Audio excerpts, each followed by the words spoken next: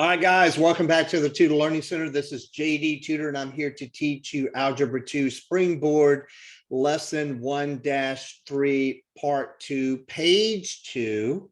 All right, so this might be a short video. I'm not real sure.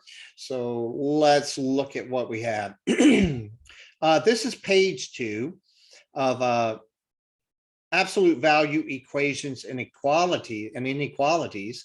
So let's look at number 1. Reason abstractly. How many solutions are possible for an absolute value equation having the form of absolute value ax plus b equals c, where a, b, and c are real numbers? All right, so what they're talking about here is, what are they talking about are real numbers? So a x plus b equals c. All right, so for those who are a little bit further along, you know those real numbers can be, say, something like 2x plus 3, right, equals 4, right? And if you remember from algebra, from the very first video I sent you, real numbers, right, are 1, 2, 3, 4, 5, 6, and there's a whole realm of real numbers, right? All right, so and then so we would say that a would be 2, b would be 3, and c would be 4, and we're going to get onto that later on. All right, so keep that in mind, guys. All right, so how many solutions did we figure out could we find? So let's go back up here and see. We know we found 2 solutions here, and we found 1 solution here, and we found no solution here. All right, so we're looking at 1 solution or 2 solutions or no solutions at all. All right, guys, so let's go on to B. The temperature of the wave pool at Sapphire Island can vary up to 4.5 degrees Fahrenheit. Notice the word vary. All right, from the target temperature of 82 degrees Fahrenheit. Write and solve an absolute value equation to find the temperature extremes of the wave pool. The temperature extremes are the least and greatest possible temperatures. All right, so step 1, write an absolute value equation to represent the situation. Let T represent the temperature extremes of the wave pool in degrees Fahrenheit.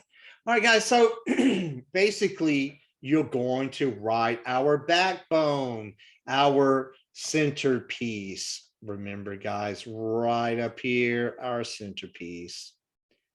That's what they want. That's what they're asking. All right, so as it is already written, T, the absolute value of T minus 82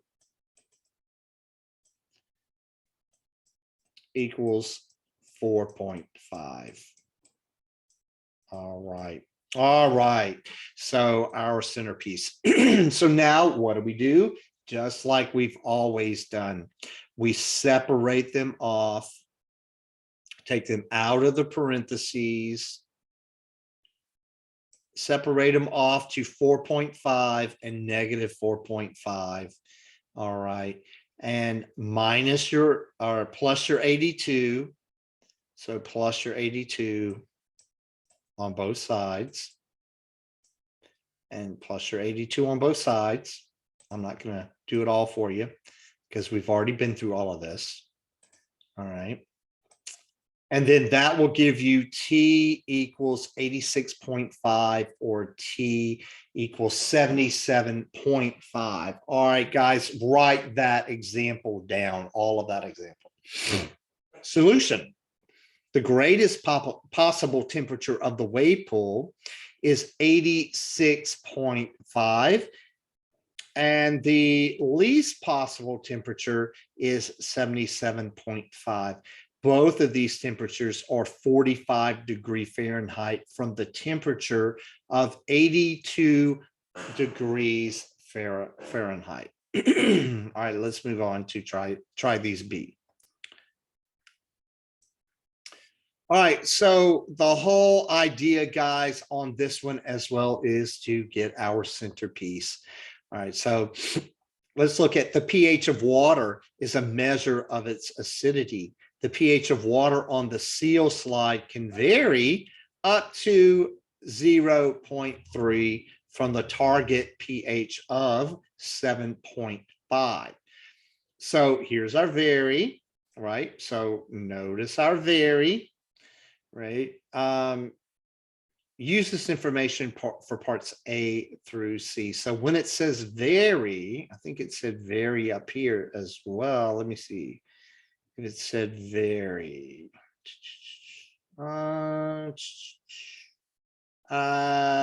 Yes, vary right here, right? So when it says vary, guys, that's going to be your equals 4.5. Okay, so it said vary, it said vary here, and that is going to be your equals 0.3. So here we have x of the absolute value of x minus the 7.5. Okay, oops, guys. 7.5. All right, equals the 0.3. All right, guys, so this is our centerpiece. X represents the extreme pH values of the water, okay? All right, so now we're going to branch off, guys, and do the same thing, okay? Branch off, do the same thing. So we're going to get our 0.3 and our negative 0.3, okay, which is the most pH allowed on this side and the least pH allowed on this side. All right, and so we're going to, you know, add 7.5 on both sides here and over there.